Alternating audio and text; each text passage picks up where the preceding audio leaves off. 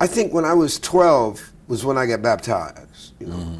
And you know, when they dip you in that water, man. Total immersion. Right, total immersion. And then when I came out from that water, I said, wait a minute, everything is the same.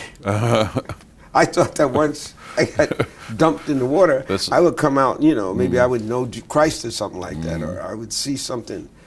But that was, I guess, part of my own kind of cynicism in a way, you know. And then you see things happen. Well, where does that come from? If you have this strongly believing great-grandmother, and she's the religious person and a big influence, obviously, where does that cynicism? Why are you a doubter? Well, I don't know. My grandmother, no, my great-grandmother was the storyteller. Okay. She was in South Carolina. My grandmother who lived with us. Was a believer. Was the super believer, who was also head of the Ladies' Aid. You know, they had a class struggle in the church then between the Ladies' Aid and the Flower Committee. There was two groups trying to contend with each other, you know. I don't know, except my father was always, his behavior puzzled me, because he never went to church.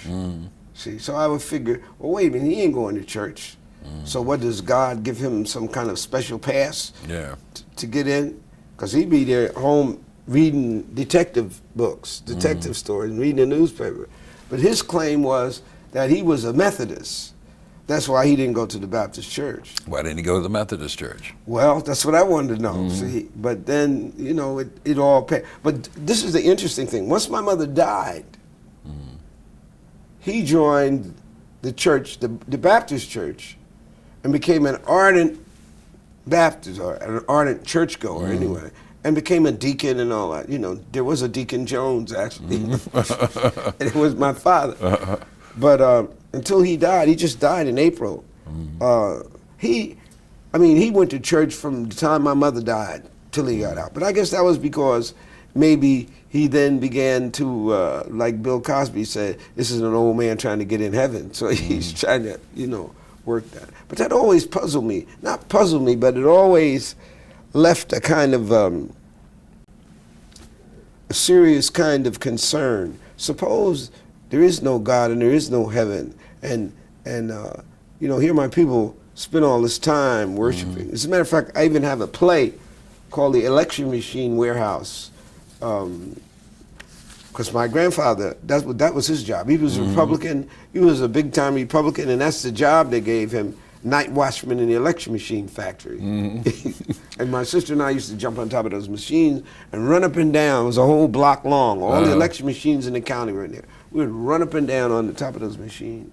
And I would wonder, you know, I wrote this play where the radio, which radio was what was happening then. You listen to the radio. When the radio starts talking to them, you know, and I remember this guy that used to come out, "Good evening, my good colored friends. I'm from heavenly rest." And, you know, he'd be selling coffins, right? Or not coffins, whatever you call it, plots. Yeah. You know. So I had this guy, the same guy on the radio saying, "Good evening, my good colored friends. We're going to sell you these coffins because, you know, there is no God for the colored. And no matter how much you worship God, you're not going to see God. But we have a coffin that the devil cannot get in. So that you can lay in this coffin for thousands of years and the devil will not be able to get you." And my grandmother's sitting there listening to that, or at least that's what I have in the play. That it's just, you know, my grandmother's sitting there listening to this, and she runs out into the weird election machine. Everett, talking to my grandfather. The radio is talking to me. The radio is saying we can't get into heaven. But that's the kind of stuff I would make up in my mind, sitting there listening to the radio, listening to this, watching my grandmother and grandfather in that context, you know.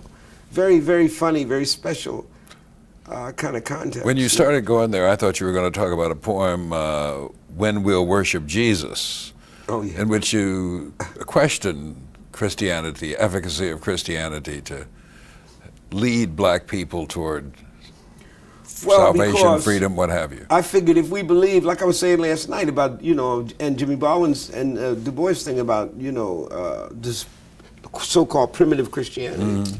If we believe so strong, how come we got to be the slaves? You know, that was even as a little boy. So wait a minute, if we that close to God and we that good, Yeah, see, because I see these other people ain't that good. I see stuff's going on in the newspapers. And then how come we got to be the slaves? You know, and that is what that poem is asking. So I said, you know, I worship Jesus when Jesus do something. You know, I mean, at least box with black people's enemies, and it's always been that. But then I saw that Dr. King, on the other hand, could turn that black Christian mythology, or if you will, or that belief system, and utilize that as the kind of energizing force for a whole movement, because obviously that's what that was. I mean, you use, you know, that Christianity in that way, you know. But then black leaders have mostly throughout the years been ministers. I mean, even Malcolm X is a minister. Right. But I think that's because we were never allowed to develop any kind of institutional advance secularly. You know what I mean? Yeah, so you had to find if you had leadership impulses, Right. they had to come out over there. Yeah, it had to come out in the church.